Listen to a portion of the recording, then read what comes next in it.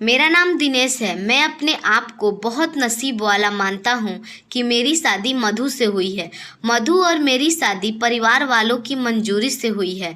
मधु बहुत खूबसूरत है। शुरू में मुझे लगा कि मधु मुझसे शादी को हाँ नहीं बोलेगी, लेकिन जब मैं मधु को देखने गया तब उसके व्यवहार का पता चला। बहुत बढ़िया उनका फैमिली था। मधु जब शादी करके मेरे जीवन में आई तब मेरी जीवन चेंज हो गई। सभी मुझे बोलते थे कि मैं बहुत नसीब वाला हूँ। अभी मेरी शादी को लगभग 4 ही महीना हुए हैं। मेरा सपना था कि मैं बड़े शहर में एक बड़ा शोरूम बनवाऊँ गाड़ी का। मैंने मधु को इसके बारे में बताया। मधु को पता है कि यह मेरे लिए कितना बड़ा सपना है। मैं दिन रात इसी में लगा रहता हूँ। बहुत कठिनाइयों से मुझे एक जगह मिली, लेकिन पैसे बहुत ज़्यादा थे, इसलिए मैंने अपने गांव की ज़मीन बेचने का निर्णय लिया। जमीन में मेरे पापा के दूसरे भाइयों का भी हिस्सा था। इसी काम के लिए मुझे कुछ दिनों तक गांव में जाना पड़ा। मैंने मधु को साथ चलने को बोला, क्योंकि पता नहीं कितना वक्त वहां लग सकता है, लेकिन उसने बोला कि वो अपने मायके चली जाएगी। मैंने भी सोचा कि ठीक ही कह रही है मधु। अपने मायके चली गई। मैं अपने गांव चला गया। मधु से मैं मोबाइल पर बात किया करता था। जमीन के कागज और सारी बातों में वक्त लग रहा था। इस दौरान मेरी वाइफ से मेरी कॉल पे बात होती रहती थी। मैंने एक शाम उसे कॉल किया तो वो कुछ बदली बदली थी, अधिक बोल नहीं रही थी। मैंने बोला कि बताओ क्या बोलना चाहती हो। वो थोड़ी देर खामोश रही और फिर बोली कि नहीं, अभी नहीं, मैं आपको मिलकर ही सामने से बताऊंगी। मैंने भी बोला कि ठीक है, लेकिन मुझे नहीं पता था कि मेरी जिंदगी में इतनी बड़ी मुसीबत होने वाली है। अगले दिन शाम में मैंने जब मधु को कॉल किया तो उसने कॉल नहीं रिसीव किया। मैंने भी सोचा कि कुछ काम में बिजी होगी, इसलिए मैंने उस बात पर अधिक ध्यान नहीं दिया। मैं सारा दिन अपने काम में व्यस्त रहता। काम भी जरूरी था, क्योंकि वो ख़त्म करके ही मैं जल्दी से मधु के पास वापस जा सकता था। दिन भर के काम के बाद मैंने फिर रात को मधु को कॉल किया, लेकिन इस बार उसका फ़ोन बंद आ रहा था। मैंने फिर सोचा कि हो सकता है किसी काम से गई होगी और फ़ोन ऑफ हो गया होगा। मैंने रात को फिर कॉल किया, क्योंकि दिन भर बात नहीं हो पा रहा था, लेकिन रात में ज़रूर बात किया करती थी।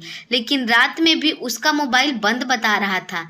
अब मुझे थोड़ा ज़्यादा टेंशन होने लगा, लेकिन फिर मैंने सोचा कि वो अपनी मम्मी के घर पर ही तो है।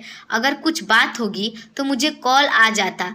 थोड़ा बहुत सोचने के बाद मैं सो गया। मैंने सोचा कि उसके घर में किसी को कॉल करूं, लेकिन रात का वक्त था। उस वक्त कॉल करना मैंने सही नहीं समझा, इसलिए मैं सो गया। सुबह उठते ही मुझे यही ध्यान आ रहा था कि मैं मधु से बात कैसे करूं।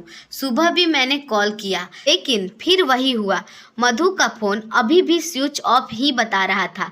अब मैंने उसकी माँ को कॉल किया, लेकिन उन्होंने भी मेरा फ़ोन नहीं रिसीव किया। अब मुझे थोड़ी ज़्यादा टेंशन होने लगी थी क्योंकि किसी से भी बात मेरी नहीं हो पा रही थी। करीब 4 दिन तक ना मधु का कॉल आया ना उसकी माँ का। मैं अपने काम में लगा रहा।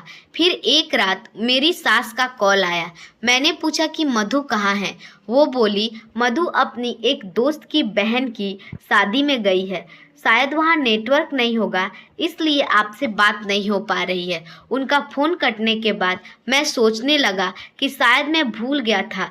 मधु ने मुझे बताया था कि वो वहाँ जाने वाली है। मेरी टेंशन थोड़ी कम हो गई और मैं वापस अपने काम में लग गया।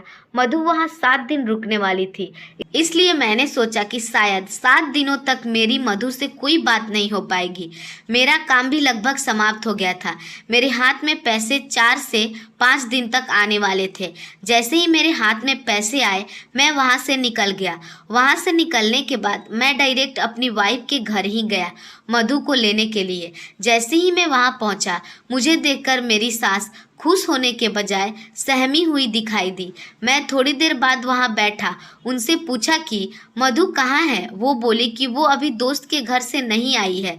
मैंने बोला कि नहीं आई है, अभी तक उसका मोबाइल भी नहीं लग रहा है। मैंने बोला कि आप मुझे वहाँ के किसी का नंबर दे दो, कितने दिन से मधु से बात नहीं हो पाई है। वो कुछ देर सोचती रही, फिर बोली कि अभी मेरे पास किसी का नंबर नहीं है, मैं आपको किसी से पूछ कर देती हूँ। करीब 9 दिन हो गए थे मधु से बात किए हुए। मुझे मधु पर भी गुस्सा आ रहा था कि उसका मोबाइल बंद क्यों है। अगर उसका मोबाइल काम नहीं कर रहा है तो वो किसी और के मोबाइल से बात कर सकती थी, लेकिन उसने मुझसे बात नहीं की। मैंने सोचा था कि जब वो आएगी तो उसे जरूर डांटूंगा। मेरी सास का कॉल नहीं आया। करीब 13 दिन हो गए। मैं उनके घर वापस गया, लेकिन अब वो भी घर पर नहीं थी, ना ही मेरा कॉल उठा रही थी। अब मेरे मन में बहुत सारे संदेह आने लगे थे। आखिर बात क्या है जो मधु और उसके परिवार वाले मेरे से छुपा रहे हैं, इस तरह का व्यवहार कर रहे हैं मेरे साथ। मैंने उन्हें मैसेज किया कि अब मैं पुलिस के पास जाऊंगा। मेरी इस धमकी से शायद वो डर गई और उनका कॉल आ गया। बोली कि बेटा, मैं तुम्हें कुछ बताना चाहती हूँ, तुम घर पर आ जाओ। अब मेरी टेंशन बढ़ती जा रही थी। ऐसी क्या बात है जो यह सब मुझसे छिपा रहे हैं? मेरी वाइफ ने मुझसे 25 दिनों से बात नहीं की थी। मैं अगले दिन उनके घर गया। मेरी सास का मुंह उदास हुआ था। मैं बहुत गुस्से में था। मैंने जाते ही उनके जोर से चिल्लाते हुए पूछा कि कहाँ है मधु। मेरी सास मुझसे बोली कि बेटा, अब मैं जो तुम्हें बताने वाली हूँ उस पर तुम्हें भरोसा नहीं होगा, लेकिन यही हकीकत है। वो बोली कि मधु किसी के साथ भाग गई है। मुझे मेरे कानों पर भरोसा नहीं हुआ कि मैंने यह क्या सुन लिया। मैंने बोला, आप कुछ भी बोलोगे और मैं सच मान लूँगा। वो बोली, बेटा यही हकीकत है। तुम्हारी शादी के पहले उसका एक लड़के के साथ रिश्ता था। जब वो वहाँ गांव में अपनी दोस्त की बहन की शादी में गई तो उसे वो वहाँ मिल गया। वो लड़का उसको लेकर मौका देखकर वहां से भाग निकला। उसके साथ वो भाग गई। मैं जानती हूँ कि तुम मधु से बहुत प्यार करते हो, लेकिन अब यही हकीकत है। तुम्हें उसे भूलना होगा। हम लोग पुलिस के पास नहीं गए, नहीं तो हमारे घर की इज्जत तार तार हो जाती। इसलिए हम इस बात को तुमसे छुपा रहे थे। मधु मेरे साथ 4 महीने तक रही थी। जितना मैं उसे जानता था वो ऐसा नहीं कर सकती थी, लेकिन उसकी मम्मी यह बोल रही थी तो मुझे मानना ही पड़ा। मेरे मन में अभी भी मानने को रेडी नहीं था। मेरी सास मेरे आगे रो रही थी, क्षमा मांग रही थी। इतनी बड़ी बात मेरी फैमिली को पता चली तो उन्हें भी भरोसा नहीं हुआ। मधु का स्वभाव से जरा सी भी वो ऐसी नहीं लग रही थी। मधु की मम्मी को देखकर मैं और मेरे फैमिली वाले चुप रह गए। हमने कुछ बड़ा कदम नहीं उठाया। मैं अपने साथ हुए इस धोखेबाजी को सहन नहीं कर पाया। मैंने मधु को बहुत प्यार किया और मुझे कुछ भी हासिल नहीं हुआ। मधु के नाम से ही मुझे नफरत हो गई। मेरे जीवन पर इसका बहुत बड़ा फर्क पड़ा। मैं जो शोरूम को शुरू करने वाला था उसके लिए मेरे पास अब सब कुछ आ गया था, लेकिन फिर भी मुझे अब कुछ भी करने का दिल नहीं हो रहा था। किसी के साथ इतना बड़ा साजिश होगा तो वो कैसे खुश रह सकता है। मेरे घर वाले मुझे समझा रहे थे। मैंने उसे बहुत खोजने की प्रयास की। मैं चाहता था कि वो मुझे मिले तो मैं उससे पूछूं कि आखिर मेरा गलती क्या था जो उसने मेरे साथ ऐसा किया। धीरे धीरे समय बीतता गया। उसे गए 8 महीने हो गए थे और मैं भी उसे भूलकर अपनी जिंदगी में वापस व्यस्त होने लगा। मेरा उसके घर से एक दिन कुछ काम से गुजरना हुआ। ऐसे ही मेरा ध्यान उनके घर की खिड़की पर पड़ा। मुझे दिखाई दिया कि खिड़की पर मधु है। एक झलक सी मुझे दिखी। मैंने उसी वक्त उनके घर का दरवाजा की घंटी बजाई। मेरी सास ने दरवाजा खोला और वो मुझे देखकर सहम गई। दरवाजा खुलते ही मैं अंदर जाने लगा। मेरी सास ने मुझे रोका, लेकिन मैं नहीं माना। अंदर मैं रूम में गया तो मधु को देखकर मेरे होश उड़ गए।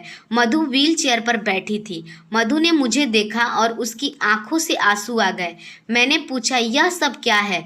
मधु बस रो रही थी। मेरी सास बोली कि बेटा, मधु जब शादी में गई थी तो उसका एक्सीडेंट हो गया था और ऐसी जगह चोट लगी जिसके कारण अब वो अपने पैरों पर नहीं चल सकती है।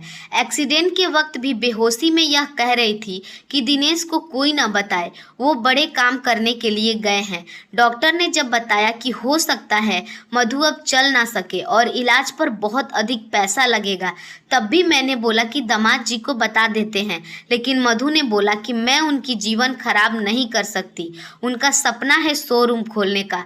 उनकी जीवन में अगर मैं जाऊंगी तो उन पर मैं बोझ बनी रहूंगी। इसलिए मधु ने यह सब झूठ बोलने को कहा ताकि तुम उसे धोखेबाज कहकर उसे भूल जाओ, उससे नफरत करने लगो। मेरी वाइफ मुझसे इतना प्यार करती थी। मैंने उससे बोला कि मधु, अगर मेरे साथ ऐसा कुछ हो जाता तो तुम क्या मुझे छोड़ देती? मधु ने रोते हुए बोला कि ऐसा मत बोलो। मधु ने कहा कि मैं आपकी दोषी हूँ। एक्सीडेंट में हमारा बच्चा जो मेरे पेट में था वो भी नहीं बचा पाए। आप मुझे भूल जाएं, दूसरी शादी कर लीजिए। मैं आप पर बोझ नहीं बनकर रहना चाहती हूँ। मधु की आंखों से आंसू नहीं रुक रहे थे। कितने दिनों उसने इन्हें रोक कर रखा होगा। मैंने मधु को बीते कुछ महीने में न जाने क्या नहीं बोल दिया था, लेकिन अब वो मधु को एक पल भी अपने से दूर नहीं रखना चाहता था। मैंने मधु की एक बात नहीं सुनी। मैं मधु को अपने साथ ले आया। अब मेरी प्रयास यही है कि वो फिर से चल सके। मैंने मेरा शोरूम बेच दिया और बढ़िया से बढ़िया हॉस्पिटल में मधु का इलाज कराया। उम्मीद की किरण दिखाई दे रही है। बस मैं यही चाहता हूँ कि वो फिर से मधु अपने पैरों पर खड़ी हो जाए। दोस्तों, उम्मीद है आपको हमारी कहानी अच्छी लगी होगी। अगर हमारी कहानी आपको अच्छी लगी हो तो वीडियो को लाइक और चैनल को सब्सक्राइब जरूर कीजिएगा। मिलते हैं एक और नई कहानी के साथ। धन्यवाद।